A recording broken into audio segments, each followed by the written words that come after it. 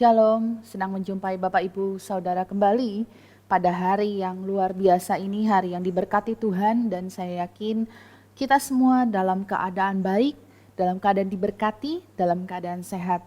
Selamat bergabung di dalam ibadah online-nya GBT Medan Kota pada hari ini, dan saya menyapa Bapak Ibu Saudara yang ada di rumah, yang sedang menikmati di kamar, yang sedang menikmati ibadah kita pada hari ini.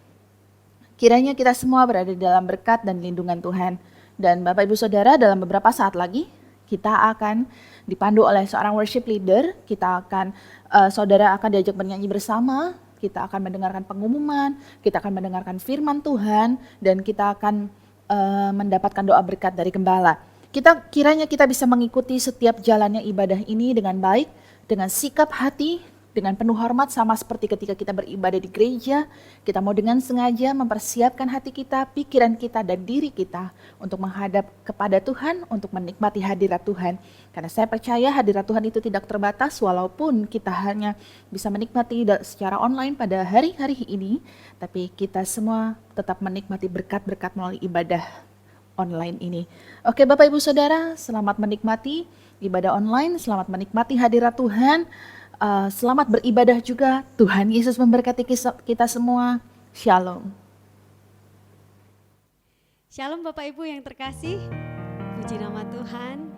Kita bersyukur pada hari ini berkat Tuhan sungguh luar biasa. Amin.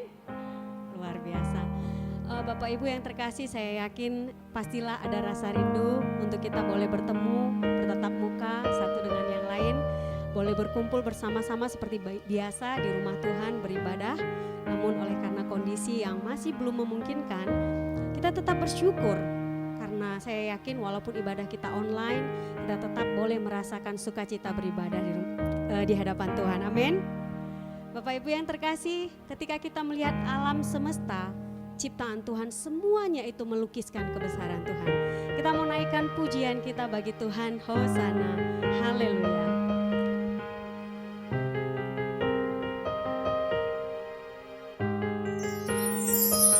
Kami datang di hadapan-Mu ya Tuhan. Semesta melukiskan kebesaran Tuhan. Bumi dan surga menyanyi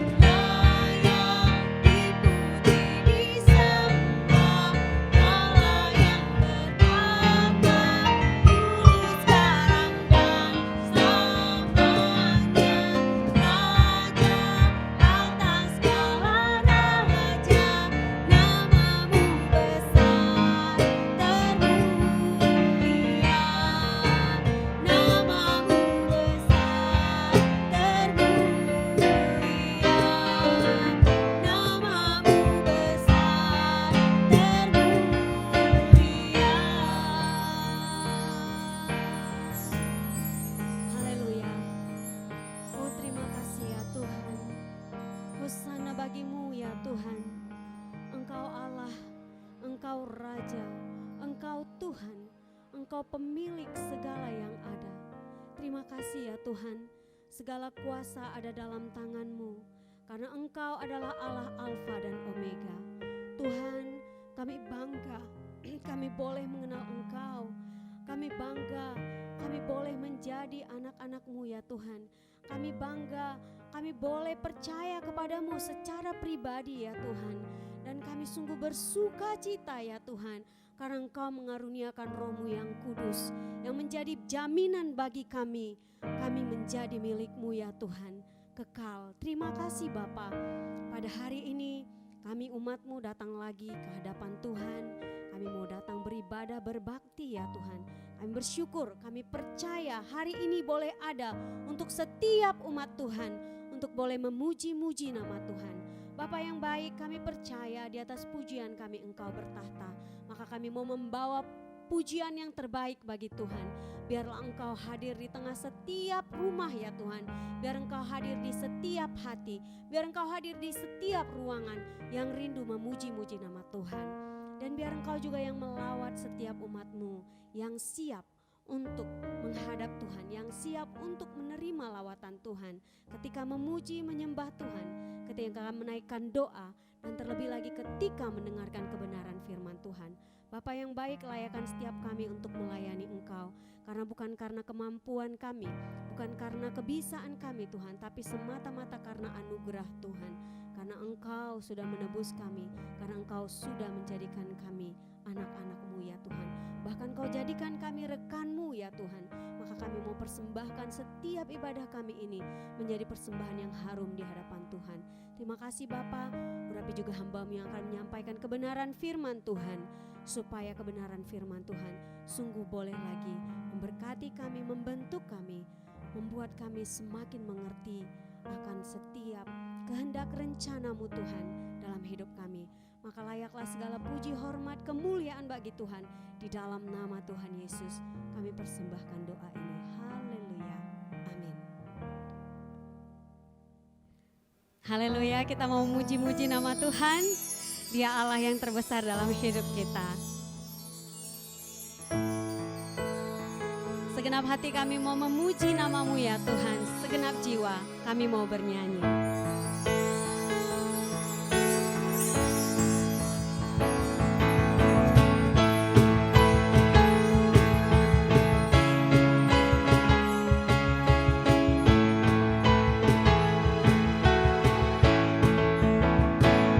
Segenap hati aku memuji, segenap jiwa aku bernyanyi, karena Roh-Mu ada dalamku, Tuhan. Ku angkat tanganku memuji, ku angkat suara dan bernyanyi, karena Roh-Mu ada dalamku, Tuhan. Mari menari memuji, ungkapkan sukacita di hati. Kau terbesar dan mulia, ajaib semua perbuatan-Mu.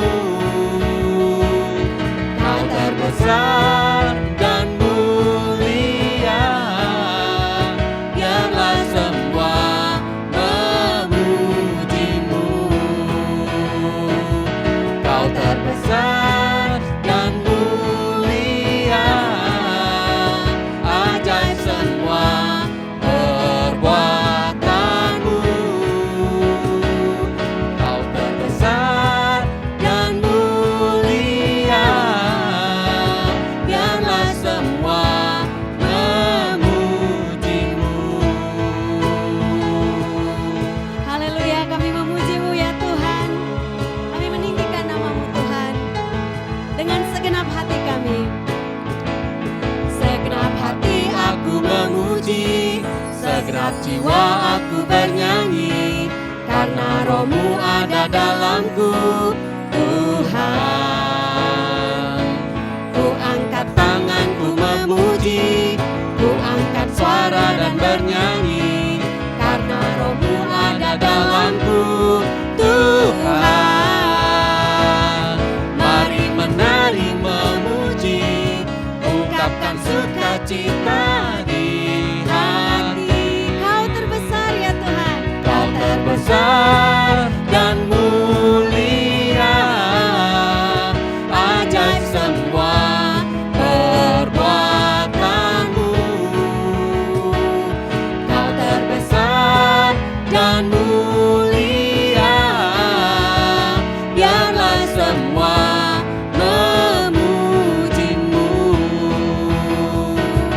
Kau terbesar Dan mulia, ajaib semua perbuatanmu.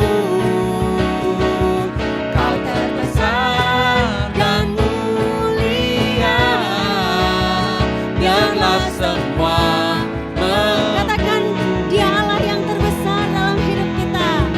Kau terbesar dan mulia, Ajaib perbuatanmu ya Tuhan.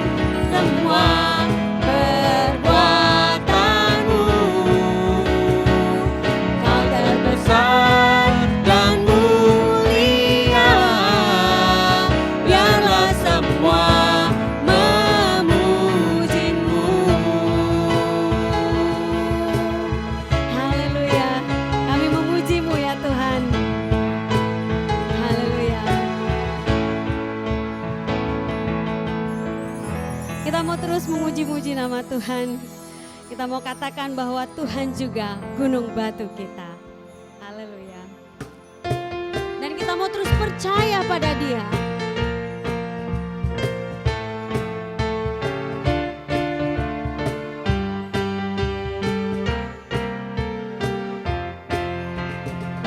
Bahwa Tuhan juga Gunung batuku, bahwa Tuhan juga kota bentengku, bahwa Tuhan juga penolongku, yaitu Allahku dan gunung katakan batu. sekali lagi bahwa Tuhan juga.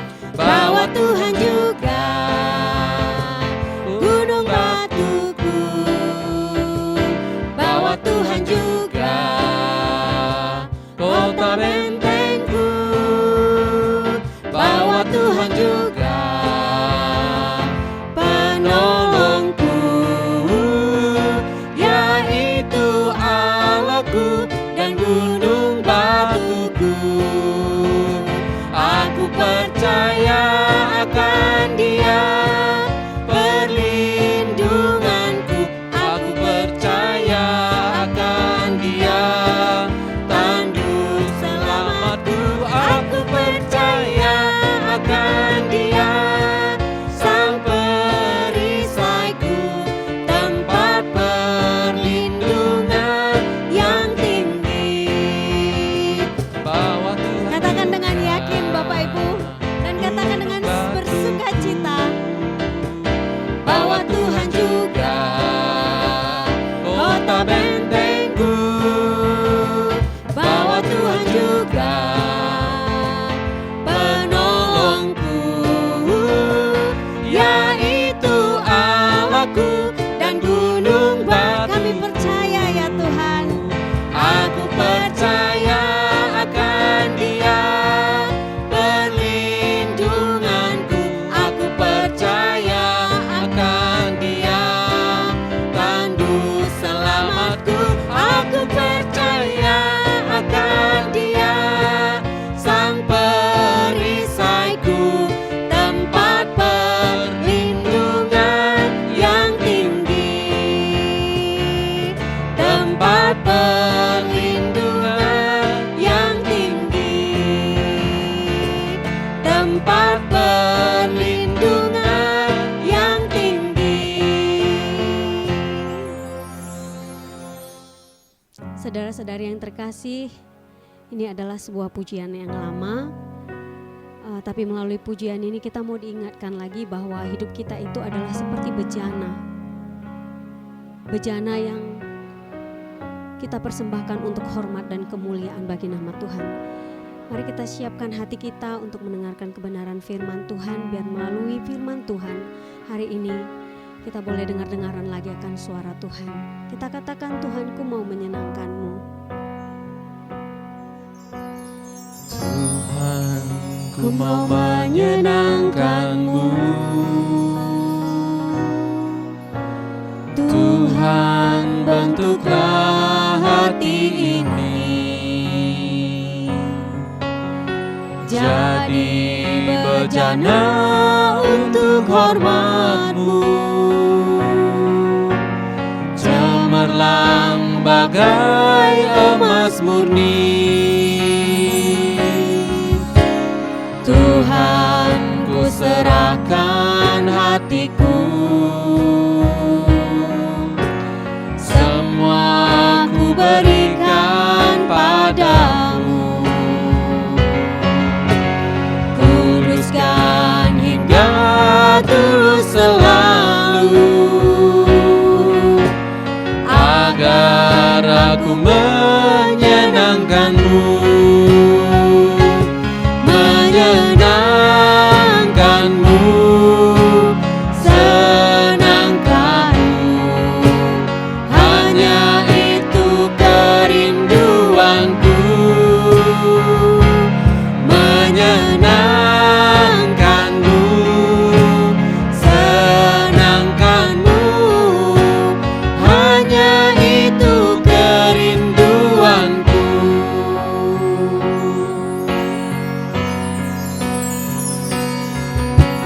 Tuhan, ku mau menyenangkan-Mu.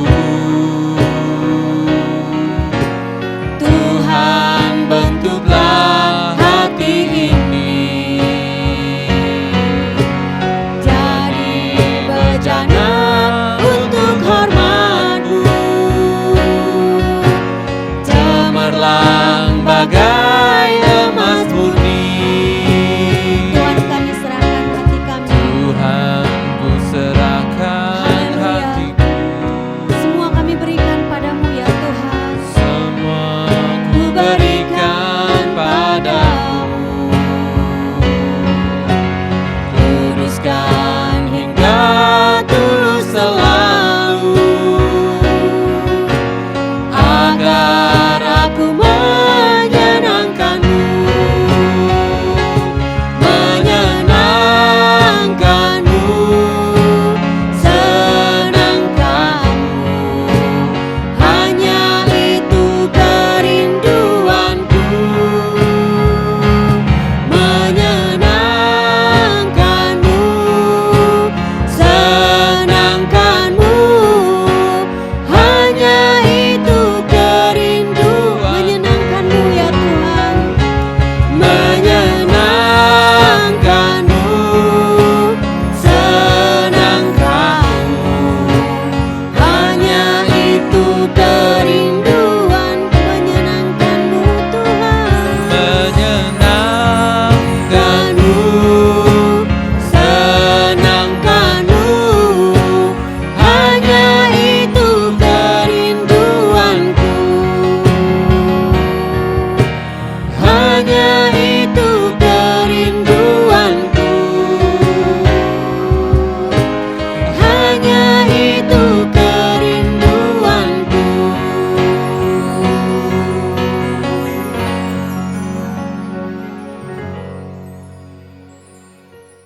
Sebelum kita mendengarkan firman Tuhan, saya mengajak saudara-saudara kita bersatu hati, kita berdoa untuk mempersiapkan diri kita menerima kebenaran firman Tuhan.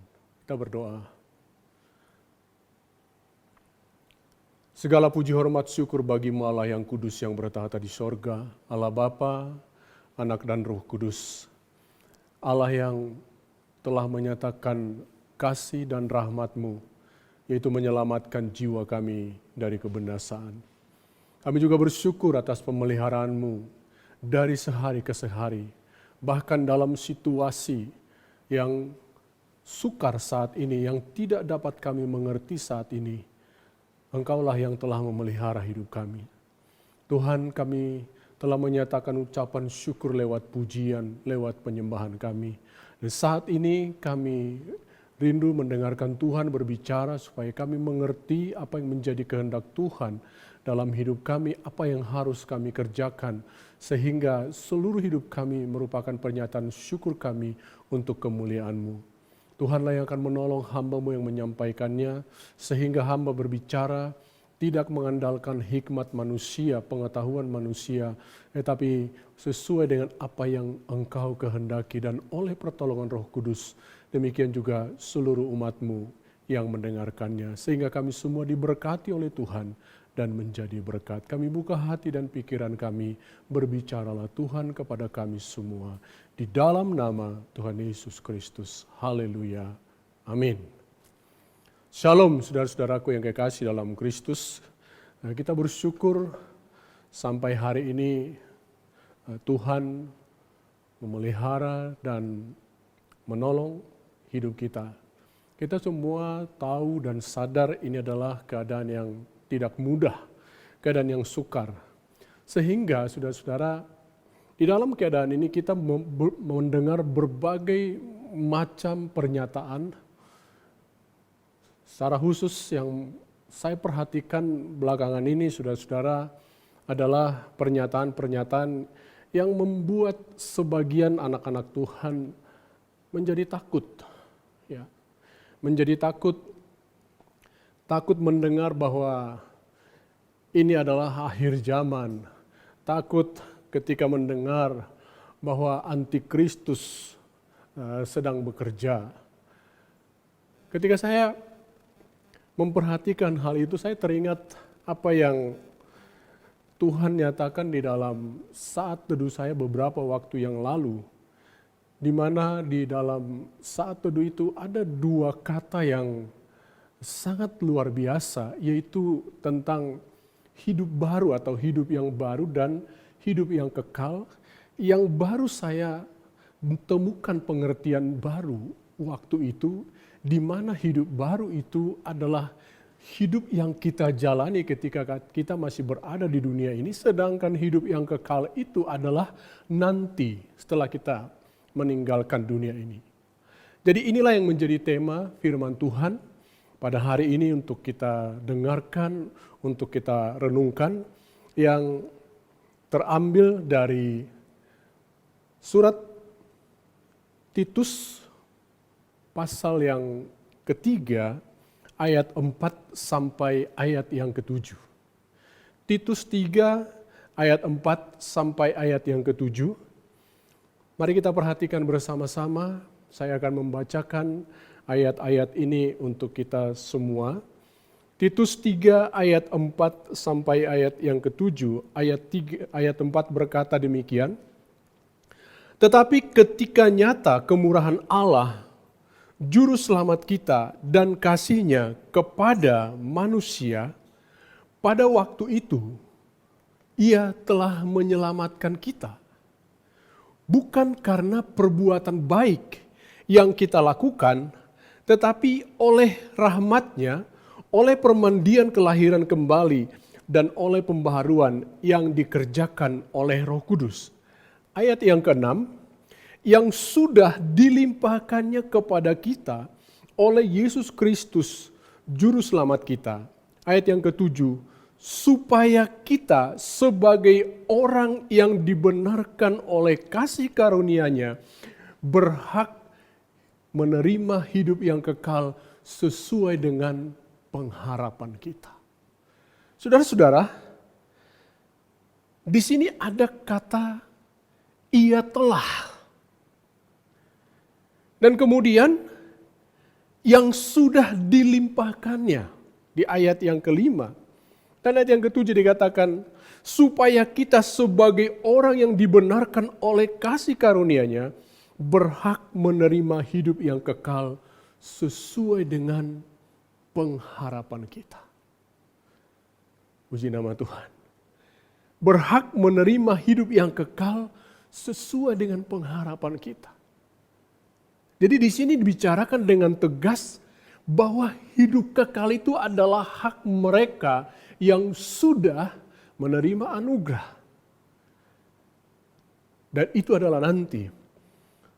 Tetapi di ayat yang ke-5 dengan tegas dikatakan, Orang yang menerima hidup kekal itu adalah orang yang mengalami kelahiran kembali.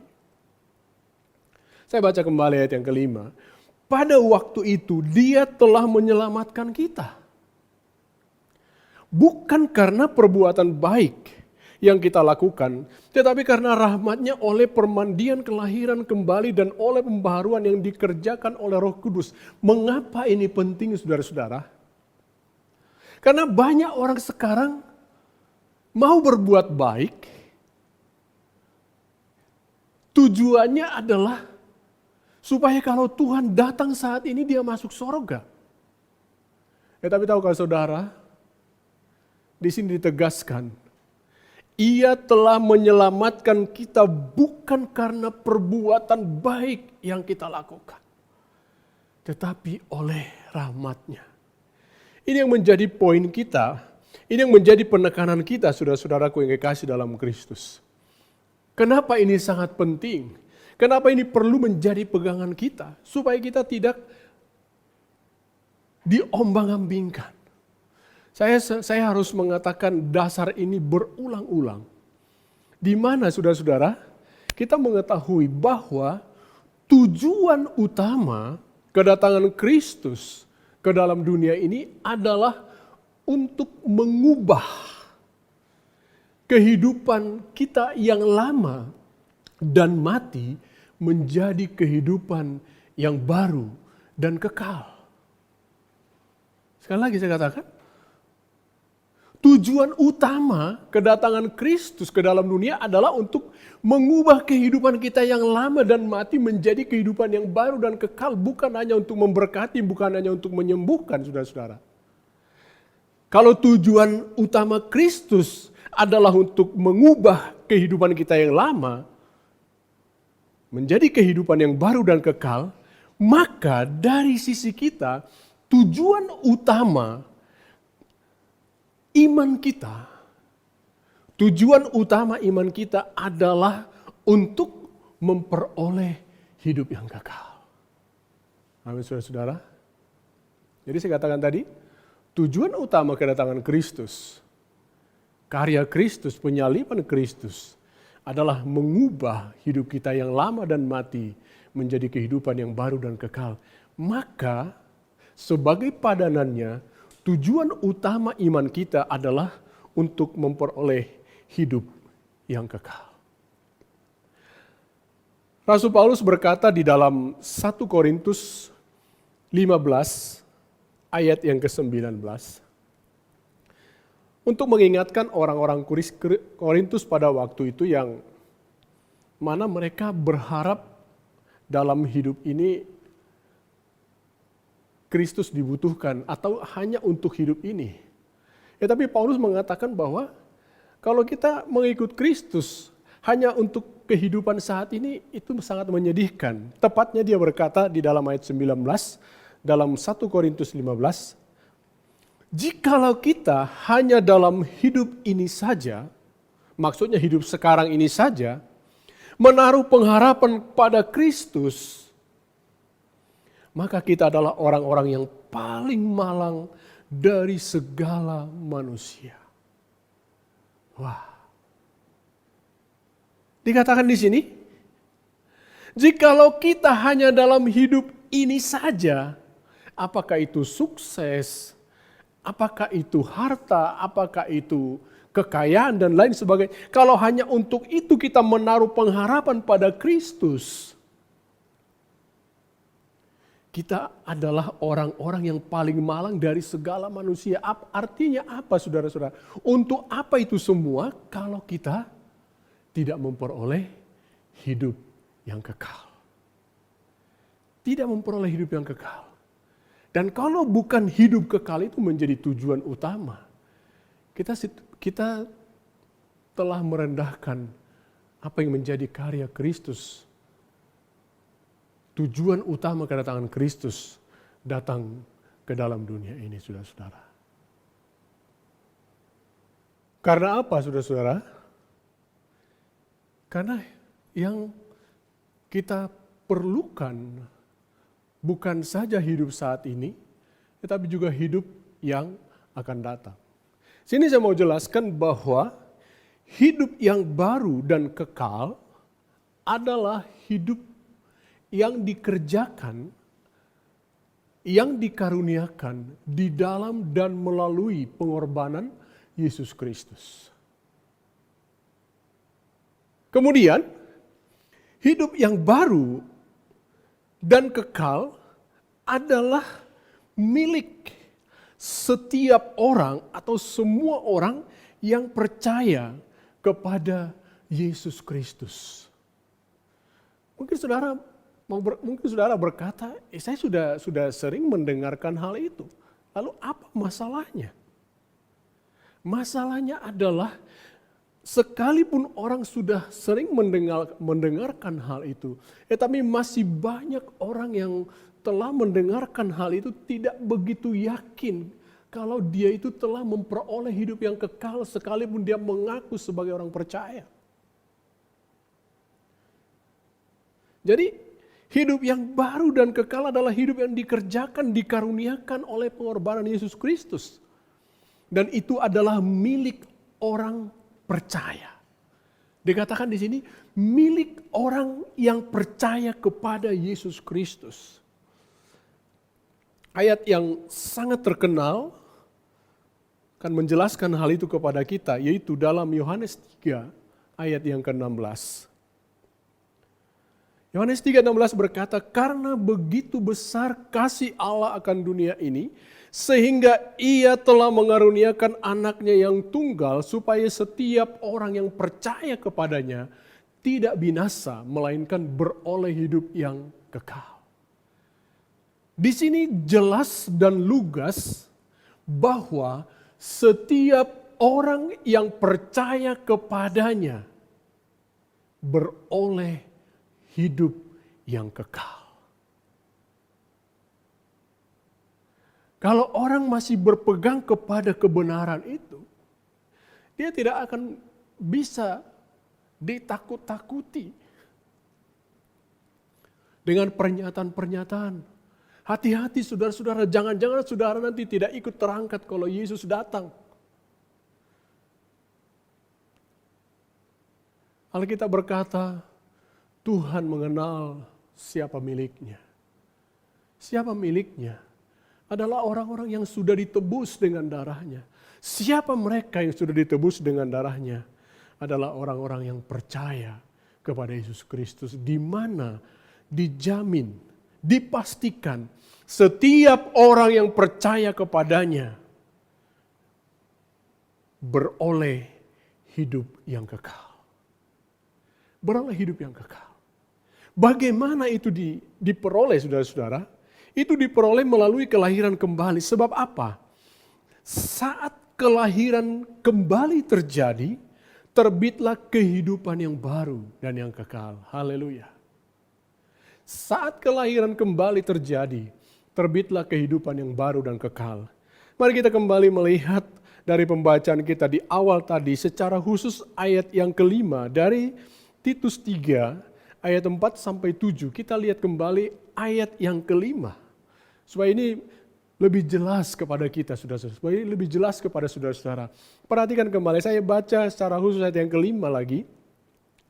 Pada waktu itu dia telah menyelamatkan kita. Perhatikan, Paulus mengatakan dia telah menyelamatkan kita. Bukan karena perbuatan baik yang telah kita lakukan. Jadi saudara-saudara yang ingin diselamatkan, lalu saudara ingin mencapai itu dengan perbuatan baik, itu tidak akan tercapai. Karena apa? Bukan karena perbuatan baik yang telah kita lakukan, tetapi karena rahmat-Nya oleh permandian kembali, oleh permandian kelahiran kembali, dan oleh pembaharuan yang dikerjakan oleh Roh Kudus. Jadi ditekankan di sini adalah kelahiran kembali. Kapan orang memiliki hidup yang baru dan kekal? Kapan? Yaitu pada saat orang tersebut pada saat seseorang dilahirkan kembali. Pada saat seseorang dilahirkan kembali. Kalau saudara sudah dilahirkan kembali, maka perhatikan ini, Dia telah menyelamatkan kita. Kalau Dia telah menyelamatkan kita, kenapa kita takut kalau saat ini juga datang Yesus pada kali yang kedua? Kenapa kita takut zaman antikris, saudara-saudara? Karena yang lebih penting dari semuanya adalah Dia telah menyelamatkan kita. Kalau mati, semuanya orang mati. Karena itu saya mengatakan di sini secara jelas, saudara-saudara, secara jelas, secara tegas bahwa bagi orang percaya, perhatikan, bahwa bagi orang percaya keselamatan telah terjadi. Bukan lagi yang dicari atau yang diusahakan. Bukan lagi yang dicari atau yang diusahakan. Karena dikatakan dalam Titus pasal yang ketiga, ayat 4 sampai ayat yang ke-7. Ia telah menyelamatkan kita. Baru di ayat yang ke-7 dikatakan, kita berhak memperoleh hidup yang kekal. Haleluya. Jadi hak itu sudah kita terima, saudara-saudara. Lalu apa yang menjadi maknanya bagi kita dalam masa-masa ini? Saya hanya ingin mengingatkan orang-orang percaya supaya tidak ragu, apalagi takut tentang hidup yang akan datang. Supaya hal ini semakin jelas, kita mau melihat bahwa hubungan hidup yang baru dan kekal ini, yaitu hidup yang baru dan yang kekal adalah dua hal yang merupakan satu kesatuan. Artinya ada hubungan timbal balik. Jadi tidak mungkin orang memiliki hidup baru, tetapi dia tidak memiliki hidup kekal. Dan tidak mungkin orang mengaku dirinya adalah orang yang sudah memiliki hidup kekal, tetapi hidupnya tidak menunjukkan hidup yang baru. Nah, coba saudara perhatikan apa yang saya tampilkan di sini, bagaimana hubungan timbal balik ini dengan panah dua sisi. Di sebelah kiri ada tulisan bukti. Bukti itu adalah untuk masa sekarang, yaitu melalui hidup yang baru. Sedangkan di sebelah kanan adalah jaminan, itu nanti. Yaitu dalam hidup yang kekal. Jadi ini tidak bisa dipisahkan. Ini tidak bisa dipisahkan seperti koin, ada dua sisi mata uang. Tidak bisa kita lihat hanya dari satu sisi. Ketika kita lihat satu sisi, kita tahu apa di sisi berikutnya. Demikian juga hidup baru dan kekal. Ketika seseorang menunjukkan kehidupan yang baru, itu adalah sebagai suatu tanda bahwa dia adalah orang yang memiliki hidup kekal. Ketika seseorang percaya bahwa dia memiliki hidup yang kekal, itu dibuktikan dengan hidupnya yang baru. Mari kita melihat dua hal ini, saudara-saudara. Hidup yang baru, yang pertama, hidup yang baru dalam Matius 7:18, hidup yang baru adalah, yang pertama dari hidup yang baru adalah hidup yang dipulihkan dari kehidupan yang lama, yang sudah mati karena dosa, menjadi baru kembali. Saudara-saudara, hidup baru adalah hidup yang dipulihkan dari kehidupan yang lama. Ibarat saudara punya kendaraan sudah rusak, ketika dia diperbaiki, lalu fungsinya bisa seperti semula, seperti itulah artinya dibaharui. Jadi menjadi baru di situ fungsinya menjadi baru. Sama seperti kita, ketika kita dipulihkan, berarti keadaan kita menjadi sama seperti ketika Allah menciptakan manusia pertama tanpa dosa. Tanpa dosa. Walaupun masih memungkinkan berbuat dosa, tetapi tidak lagi menyukai perbuatan dosa. Hidup baru yang kedua adalah hidup yang menunjukkan bahwa seseorang telah memiliki hidup yang kekal. Saya katakan tadi, timbal balik. Jadi artinya seseorang itu telah memiliki hidup kekal. Itu dibuktikan, ditunjukkan dari cara hidupnya yang baru. Ya, dari cara hidupnya yang baru. Seperti dikatakan Tuhan Yesus dalam Matius 7 ayat 18. Matius 7 ayat 18 mengatakan, tidak mungkin pohon yang baik itu menghasilkan buah yang tidak baik, atau pohon yang tidak baik itu menghasilkan buah yang baik. Artinya saudara-saudara, tidak mungkin orang menunjukkan hidup baru tanpa dia memiliki hidup kekal. Dan tidak mungkin dia memiliki hidup kekal kalau dia tidak menunjukkan hidup yang baru. Nah, sekarang kita lihat yang kedua, yaitu hidup yang kekal. Hidup yang kekal. Hidup yang kekal adalah hidup bersama dengan Tuhan dalam kebahagiaan kekal di surga. Ini adalah hidup yang tanpa musim, tanpa zaman, tanpa waktu. Inilah yang dirindukan setiap orang percaya, yaitu hidup bersama dengan Tuhan selama-lamanya dalam kebahagiaan. Kebalikan dari kematian kekal di mana orang menderita selama-lamanya. Hidup yang kekal yang kedua adalah hidup yang dibuktikan di dunia ini dengan kehidupan yang baru dan terus-menerus diperbaharui. Kenapa perlu diperbaharui, saudara-saudara? Ketika kita menjadi manusia baru, karena kita masih di dalam daging, karena kita masih dalam dunia, kita masih bisa lemah, kita masih bisa jatuh dalam dosa. Bahkan iman kita pun kadang-kadang tidak stabil. Karena itu terus-menerus diperbaharui. Saudara-saudara, dengan jelas dikatakan di sini bahwa hidup baru dan kekal itu adalah satu kesatuan.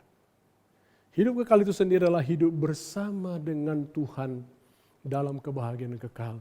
Dan itu dibuktikan di dunia ini dengan kehidupan yang baru yang terus-menerus diperbaharui.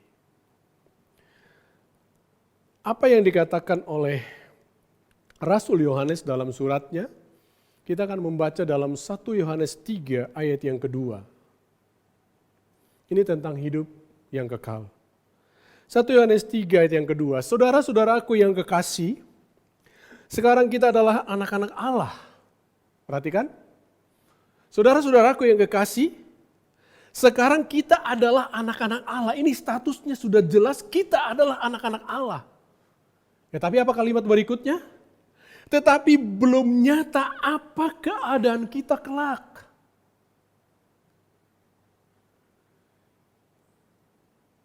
Kita tidak tahu persisnya apa yang seperti apa di surga itu nanti. Yang jelas surga itu ada, di situ Allah bertahta, kesanalah Yesus membawa kita. Ya, tapi ada hal di sini yang sangat luar biasa, saudara-saudara. Rasul Yohanes mengatakan, saudara-saudaraku yang kekasih, sekarang kita adalah anak-anak Allah. Jadi saudara dan saya adalah anak-anak Allah. Kita adalah milik Allah yang sudah pasti dijaga oleh Allah, yang sudah pasti dijamin oleh Allah. Meskipun di ayat berikutnya mengatakan apa? Tetapi belum nyata apa keadaan kita kelak. Barulah Rasul Yohanes melanjutkan. Akan tetapi, perhatikan baik-baik. Akan tetapi kita tahu. Ini adalah pengetahuan kebenaran. Akan tetapi kita tahu bahwa apabila Kristus menyatakan dirinya, kita akan menjadi sama seperti Dia. Sebab kita akan melihat Dia dalam keadaannya yang sebenarnya. Inilah hidup kekal itu. Perhatikan saudara-saudara. Saudara-saudaraku yang kekasih. Sekarang kita adalah anak-anak Allah. Katakan kepada dirimu, sekarang aku adalah anak-anak Allah. Kenapa ada kata sekarang? Karena kita masih di dunia ini. Tetapi belum nyata apa keadaan kita kelak. Tetapi ada pengetahuan. Akan tetapi kita tahu bahwa apabila Kristus menyatakan dirinya, perhatikan, ketika Kristus datang pada kedua kali untuk menjemput kita. Bahwa apabila Kristus menyatakan dirinya, kita akan menjadi sama seperti Dia sebab kita akan melihat Dia dalam keadaan yang sebenarnya. Haleluya. Kita akan melihat Dia dalam keadaan yang sebenarnya. Karena itu, saya mau mengatakan satu hal. Perhatikan baik-baik. Kalau saudara adalah orang percaya kepada Yesus Kristus, saudara tidak perlu takut lagi. Apa yang terjadi ke depan, saudara tidak perlu takut lagi. Ini yang sangat penting. Kenapa? Kenapa kita tidak takut? Ada kepastian. Kepastiannya dari mana? Seperti dikatakan dalam Titus 3 ayat yang keempat sampai ayat yang ke-7 tadi. Ia telah menyelamatkan kita. Kita berhak menerima hidup yang kekal. Kenapa? Karena kita sudah dilahirkan kembali. Sehingga Rasul Yohanes mengatakan sekarang kita adalah anak-anak Allah. Saudara jangan takut lagi. Jalani aja hidup ini. Apa yang Tuhan berikan, kesempatan apa yang Tuhan berikan, pekerjaan apa yang Tuhan berikan, kerjakanlah. Dalam keadaan sulit ini, apa yang saudara bisa kerjakan di rumah, kerjakanlah. Jangan mengerjakan sesuatu karena takut. Jangan berdoa karena takut. Jangan ikut ibadah karena takut tidak masuk surga. Tapi lakukanlah itu sebagai ucapan syukur karena saudara yakin bahwa saudara adalah anak-anak Allah, bahwa saudara telah diselamatkan.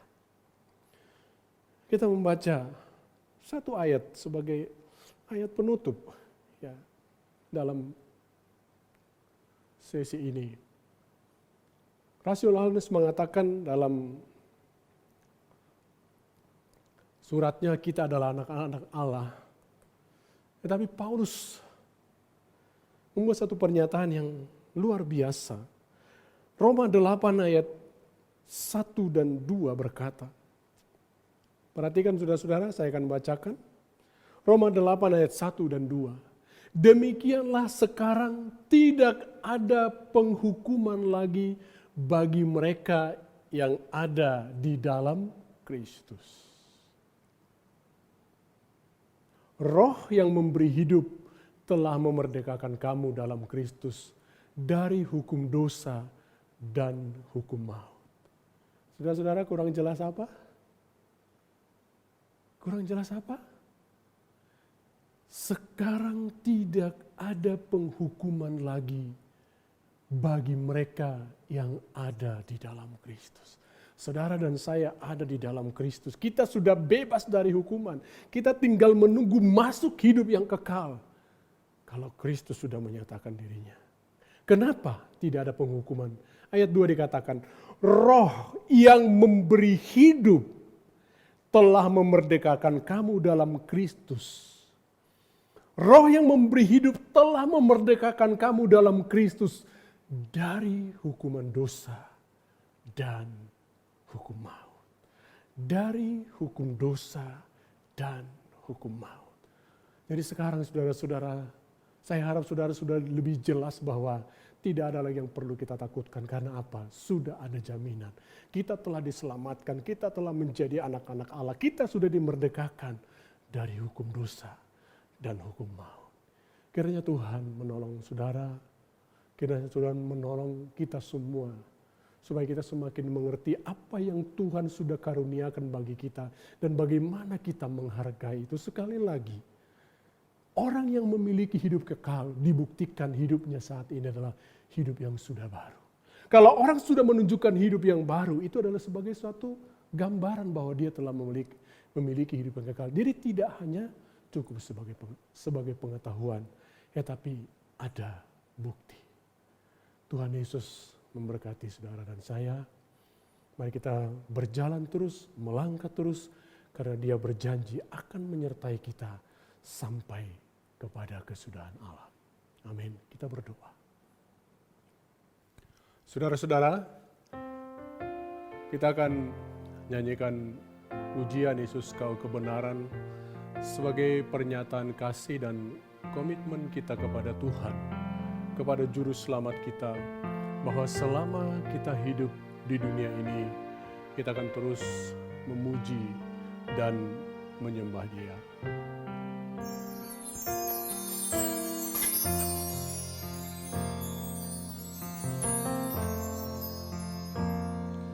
Yesus, Kau kebenaran yang menyelamatkanku. Kau memberikanku hidup dan pengharapan.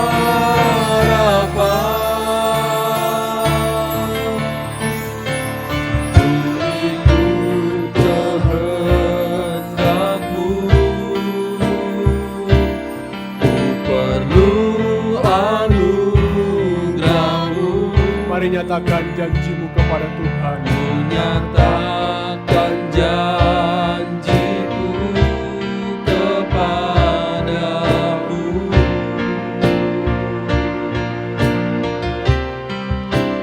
Kalau ku hidup bagimu, hatiku tetap menyembahmu. Tak bisa menjauhkanku dari kasih-Mu. Selama ku hidup bagimu, mataku tetap memandangmu.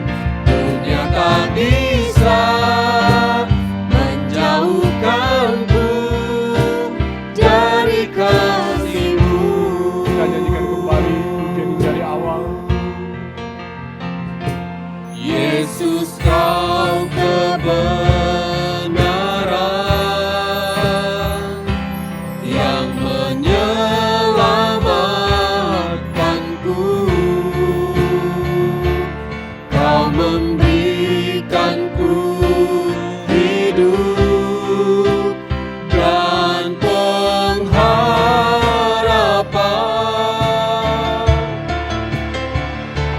Ku ikut kehendak-Mu,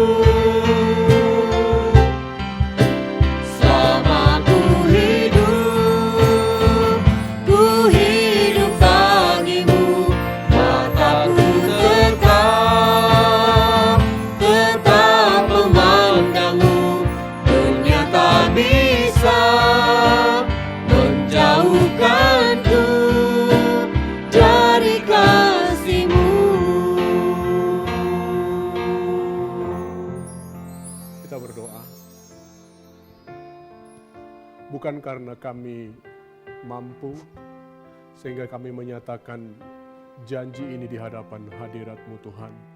Tetapi karena kasih-Mu begitu kuat mengikat dan menopang kami, maka kami mau hidup hanya untuk-Mu, hidup menyembah-Mu. Kami tidak tahu apa yang terjadi di depan, tetapi kami percaya kepada-Mu yang mengatur masa depan kami. Karena itu Tuhan, pada saat ini kami mau serahkan hidup kami ke dalam tangan-Mu. Kami mau serahkan masa depan kami ke dalam tangan-Mu. Apapun yang terjadi, kami lebih percaya kepada Tuhan. Kami mempercayakan hidup kami kepada Tuhan. Dan kami rindu melalui hidup kami, Engkau dipermuliakan. Terima kasih untuk kebenaran firman-Mu. Biarlah kami boleh memahaminya, kami boleh melakukannya, sehingga kami hidup seperti yang Engkau kehendaki. Terima kasih Bapa, di dalam nama Tuhan Yesus Kristus, Anak-Mu yang tunggal, Juru Selamat kami yang hidup, kami bersyukur dan kami berdoa. Haleluya. Amin. Bapak Ibu Saudara, kita sudah mendengarkan firman Tuhan dan kita sudah diberkati oleh hamba-Nya melalui pemberitaan firman-Nya. Dan saya percaya kita semua bukan hanya merasakan berkat secara rohani, tapi kita dikuatkan juga iman kita. Kita juga dikuatkan di dalam Tuhan. Semakin hari kita semakin kuat di dalam Tuhan. Bapak Ibu Saudara, bagi Bapak Ibu yang tergerak untuk memberi persembahan dan persepuluhan kepada Tuhan, Bapak Ibu bisa mentransfernya ke dalam rekening gereja yang Bapak Ibu bisa dapatkan dari tim pastoral. Dan sebentar kita akan menyiapkan hati kita untuk berdoa kepada Tuhan, untuk bangsa dan negara kita, untuk kota kita, dan juga kita akan menerima doa berkat. Haleluya, kita mau siapkan hati kita. Terima kasih Yesus, terima kasih. Terima kasih Tuhan. Bapak, ini kami datang lagi kepadamu ya Tuhan, merendahkan diri kami, membawa setiap keberadaan kami kepada Tuhan, di mana kami percaya Allah yang kami sembah adalah Allah yang hidup. Dan kami membawa setiap pengharapan kami hanya kepada Tuhan, karena Engkaulah sumber pengharapan dan kekuatan kami. Bapak, sebelum kami menyelesaikan ibadah kami pada hari ini, kami berdoa secara khusus bagi Indonesia. Biar tangan pengasihan-Mu ada atas Indonesia, biar belas kasihan-Mu masih ada atas Indonesia. Tuhan mau memulihkan keadaan Indonesia sehingga Indonesia kembali pulih dan bangkit kembali Tuhan. Dan Kau mau menghalau setiap virus-virus ini dalam nama Yesus, biar kiranya Indonesia kembali pulih dan bangkit ya Tuhan. Terima kasih, dan kami serahkan Tuhan seluruh pemerintah kami dalam tangan-Mu. Mulai dari Bapak Presiden Joko Widodo, Bapak Kiai Haji Ma'ruf Amin selaku wakil beserta dengan menteri dan para stafnya. Biar Engkau berikan hikmat, takut akan Tuhan, dan hati yang benar-benar mengasihi setiap rakyatnya ya Tuhan. Ini doa kami. Kami ingin Indonesia dipulihkan, dan melalui pemerintah yang Tuhan sudah pilih untuk memerintah Indonesia, biar kiranya Tuhan taruh roh takut akan Tuhan, hati takut akan Tuhan, sehingga setiap kebijakan-kebijakan itu benar-benar memihak kepada rakyat dan benar-benar membawa pemulihan bagi Indonesia. Kami juga berdoa bagi setiap petugas medis, kami berdoa bagi setiap pasien-pasien yang sedang dirawat. Tuhan, biar kami beri kesembuhan, Tuhan berikan kekuatan juga hikmat bagi setiap petugas medis serta kesehatan bagi mereka Tuhan, untuk melayani setiap pasien-pasien ini Tuhan. Dan biar kiranya kuasa Tuhan yang bilur-bilur Yesus pun menyembuhkan setiap pasien yang terkena COVID-19 ini. Dan Tuhan, kami berdoa bagi kota Medan, biar kiranya tangan pengasihan-Mu masih ada atas kota ini. Kami bersyukur Tuhan tempatkan kami di kota ini. Tapi biar kiranya Tuhan pakai setiap anak-anak-Mu di kota ini untuk berlutut berdoa bagi kota ini, sehingga Tuhan mau mengaruniakan kesejahteraan dan keamanan atas kota Medan. Kami serahkan semuanya dalam tangan Tuhan. Tuhan jamah pemimpin kami juga di kota ini ya Tuhan. Berikan hikmat, berikan takut akan Tuhan. Dan biar kiranya Tuhan menjamah setiap gereja Tuhan. Biar setiap gereja Tuhan bisa berfungsi sebagaimana berpanjangan tangan kasih Tuhan dimanapun gereja Tuhan berada di seluruh Sumatera Utara ini. Terima kasih Bapa. Kami berdoa bagi setiap sidang jemaat Tuhan yang sudah memberi. Kami semua memberi dengan sukacita di dalam kelimpahan kekurangan kami. Kami serahkan semuanya dalam tangan Tuhan. Karena Tuhan melihat apa yang kami beri dengan hati kami dengan penuh sukacita. Engkau yang akan berkati sesuai dengan porsi bagian yang sudah Tuhan tempatkan bagi setiap kami. Terima kasih Tuhan.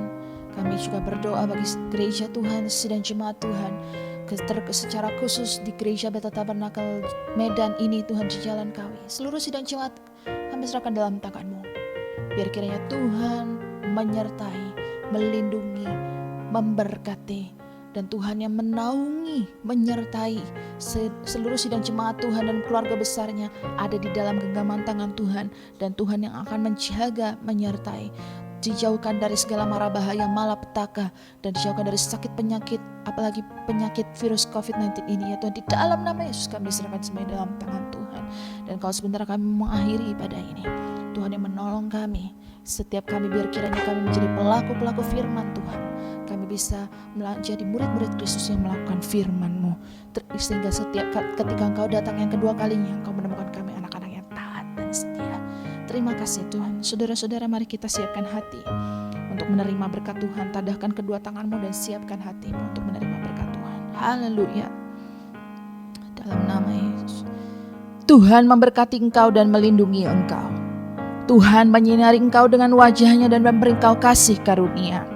Tuhan menghadapkan wajah-Nya kepadamu dan memberi engkau damai sejahtera. Saudara-saudara, terimalah berkat dan damai sejahtera dari Allah Bapa, kasih dan sayang dari Tuhan Yesus Kristus, serta pertolongan, penghiburan dan kekuatan dari Allah Roh Kudus. Mulai dari hari ini sampai Yesus datang kembali, setiap berkat ini akan menjadi milikmu dan engkau akan menjadi berkat dimanapun engkau berada. Di dalam nama Tuhan Yesus Kristus kami menerima berkat ini ya Tuhan. Segala puji hormat hanya bagi-Mu yang layak menerima segala pengakuan. Haleluya. Amin.